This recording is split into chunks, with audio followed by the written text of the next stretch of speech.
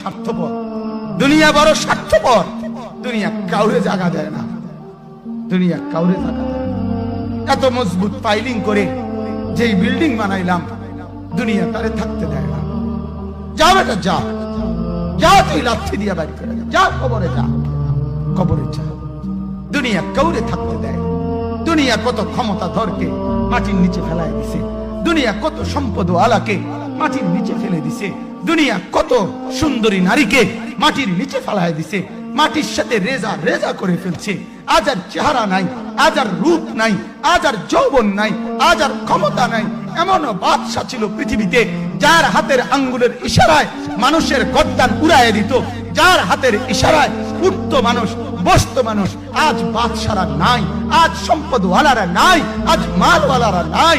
দুনিয়া কাউরে থাকতে দেয় না, কাউরে না দোস্ত, কাউরে দেয় না। দুনিয়া দাদারে আমার থাকতে দেয় নাই। আমার দাদারে আমি দেখছি, আজ আমার দাদা নাই। আমার নানারে আমি দেখছি, আমার নানা নাই। আমার দাদিরে আমি দেখছি, আমার দাদি নাই। আমার নানিরে আমি দেখছি, আমার নানি নাই। আমার বাবারে আমি দেখছি, 14 লক্ষ টাকা বাবার পেনশনের আমি সব ডাক্তারের পিছনে খরচ করে ফেলছি, বাড়ির ফসলের জমি বিক্রি করে ফেলছি। আমার বাপ যেন না মরে বারবার বারে হসপিটালে নিছি, কিন্তু দুনিয়া আমার বাপকে থাকতে দেয় নাই। আমার বাপ কবরে চলে গেছে। দুনিয়া কাউরে থাকতে দেয় না, কাউরে না, কাউরে না, কাউরে না, কাউরে না। আমার বাপ দুনিয়া কাউরে থাকতে দেয় না। তুমি থাকবা না, তুমি থাকবা না। দুনিয়ার ধোকায় পড়ো না বাপ, দুনিয়ার ধোকায় পড়ো না। মাকে বুঝান। আজ মারা বেসামাল হয়ে গেছে, আজ বোনেরা বেসামাল হয়ে গেছে, বেপরদার উৎসব তুলে দিছে। এটা যেন আল্লাহর সাথে যুদ্ধ করছে। আল্লাহ করোনা না, তুমি আরো কিছু দাও, আমরা বেপরদিকে ছাড়বো না। যুবক ছেলেগুলো যেন বলতেছে, আল্লাহ তুমি করোনা দেওয়ার চাই দাও। অশ্লীল ছবি দেখা, ফেসবুকে নর্তকী দেখা, আমরা ছাড়বো না। দেখি তুমি কি করতে পারো, তুমি যা করার করো। দোকানদার ব্যবসায়ীরা হারামের লেনদেন করা বন্ধ করছে না, সুদখোর সুদ ছাড়ছে না, ঘুষখোর ঘুষ ছাড়ছে না, নাফরমান আর জিনাকার ব্যভিচারী এরা কেউ কিছু ছাড়ছে না। বেহায়ার বেপর্দা নারী তার অশ্লীলতার বেহায়াপনা ছাড়ছে না। মুসলমান তার ঘরের টেলিভিশনের নর্তকীর আওয়াজ তো বন্ধ করছে না। হায় করোনা কিভাবে যাবে, আযাব কিভাবে যাবে বলেন, বলেন, বলেন আপনারা।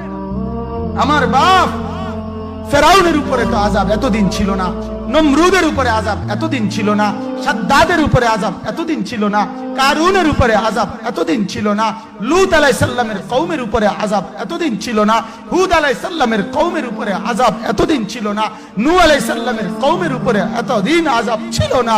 আজ আমরা মালিককে এই পরিমাণ নারাজ করছি, মালিক এত বেশি নারাজ।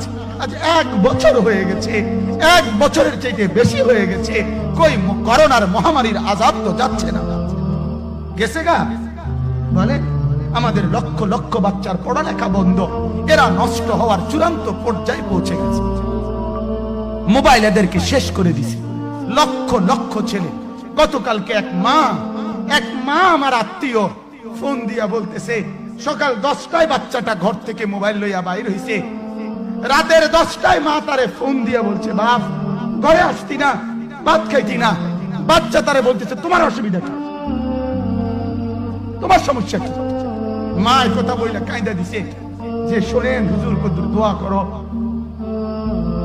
এক বাচ্চা, এক ছেলে, সে যদি তার মাকে কথা বলতে পারে, তার মানে গুনাহ তারে এত মজা দিয়া দিছে, ফেসবুক তারে এত মজা দিয়া দিছে, ইউটিউব তারে এত মজা দিয়া দিছে, নর্তকী তারে এত মজা দিয়া দিছে, গুনার দৃশ্য তারে এত মজা দিয়া দিছে, সে মাকে ধমক দিচ্ছে। রাত 10টা বাজলে কি হইছে, রাতের 3টা পর্যন্ত দেখলে তোমার সমস্যা কি? আমার আখিরাত আমি নষ্ট করলে তোমার অসুবিধা কি? আমার জাহান্নাম আমি ঠিক করে নিলে তোমার সমস্যা কি? আল্লাহ আমাদেরকে মাফ করে দেন, আল্লাহ আমার জাতিকে মাফ করে দেন।